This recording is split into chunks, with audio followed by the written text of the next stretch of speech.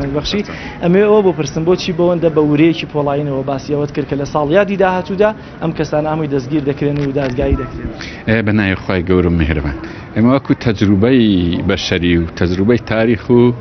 یاساکانی خوای گەورە ئەوەیە کە زاڵم لە ئەستوری ڕادەپسێ بە هەموو حیساباتێک ئەو زوڵم و زۆری لە کوردستان دەکرێت وەختی پسانی داهاتیە وەکو ئاسۆش تەماشا دەکەین دایمەن زاڵم تەبیعەتی و وێنەکانیان بە ئاوەژوو وەردەگری تەقدیری زروف ناکا وەکو سەدام حوسێن دیتمان چۆن تووشی هەندێک هەڵەی گەورە و عینادی خۆی بوو ئەوەیە زاڵمەکان کاتێک کە لە قەدارە بکان دەبڕەوە جار لە قەدارەکەی بنەخۆشی دەبڕێتەوە کە ئێستا لە هەرێمی کوردستان ئەوەی بە ئاشکرا دەبینم لەبەرەوەی دڵنیام لە یادی داهاتوو یان لە یادی تر یادەچی نزیک ئەو پرسیارە نامینێ کوا خوێنی شاهیدانی قەلەم ئەو کاتی خوێنی شەهیدان ئاشکرایە تەبەقەی گەندەڵ بەسەر شۆڕی لە زیندانیەکانن و ئەو تەبەقەیە کە خەباتیشی کردووە بە سەربەرزی لە کوردستان ئیداری کوردستان دەکەن ئەم مژدەیە یاوازن ئەم دڵنیاکەرەوەیە بۆەوەی کە بۆ من ئەم تەبەقە گەنجەڵە ڕوخانیان دێت یا بۆ منە دادگایشی عادل یا بۆ منە دادگا قەزاییەکان ئەو ئەرک و وەزیفەی خۆیان بە تەواوەتی جێبەجێ دەکرێت کە جێبەجێ دەکەن کە زۆر جار ڕخنەیان لێ دەکرێت بە هەردوو ئاڕاستە ینی بەرجەستە دەبێ لەبەر ئەوەی ئێمە وەکو باسم کرد یاسایەکانی خوای بەڵێنی زۆر گەورەی خودایی لە هەمووی گرنگتر خوای گەورە لە قورئان هەروە لە ئینجیل لە تەورات لەبارەی ئەهلی فەساد زۆر بەتوندی قسە دەکات لە کوردستان تەنها فەساد نییە ئەهلی مفسید نییە ئەهلی زوڵم و مفسید پێکەوە تێکەرە بۆیە تامانی زۆر درێژ نیە دڵنیام لە ماوەیەکی زۆر کورت ئەو مەرحەلە کۆتایی دێ و زوڵم و ستەم کۆتایی ئەم داوا دەکەم ئەوانەی کە دیندارن چه حیزبە چه شەخصە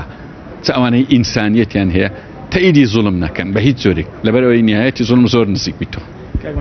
پەیامتان بۆ ڕۆژنامەنووسەکانی تر هاوشێوەی سۆرانی مامە حەمە و سەردەشت و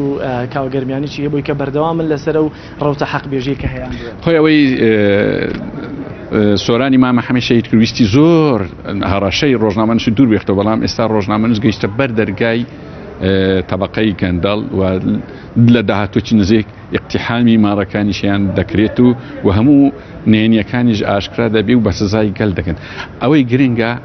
ڕۆژنامەنووس لەبەر ئەوەی دەورێکی زۆر گرنگی دیت ینی لە جیاتی دەسەڵاتی قەزاییش ئیشی کردیا دەورێکی زۆر پیرۆزە بەردەوام بن و ئەوانەی کە لە ڕێزی گەندەڵکارانن زۆر بەداخەوە بۆ هەندێک دۆلار و مادە خەرچی تەخوین دەکەن و حقایقەکان وەردەجێڕن و زۆر داوایان دەکەن بە خێرایی ئەو سەفە بەجیبێلن لەبەرەوەی دیمەنیان یەکجار زۆر ناشیرن بۆ ڕۆژێک دادی ئەو دیمەنە ناشیرنە هەتا تایە دەبینێتەوە تێمەش بەردەوام بین ئینشاءڵڵا زۆر سپاس کاک مەسعود بۆ دەرفەتێکەوە من بەخشی کای بەختیار دێمە وڵات دیارە مەراسیمەکە چەند خولەکی کۆتایی پێهاتووە ئەمەش بەشێک بوو لە پەیام و ئامانجەکان و ئەگەرچی لێرە چەند وتارێک ینی وتارێکیان خستە ڕووە تەنانەت توێنەری ماڵباتی سۆرانی مامە حەمە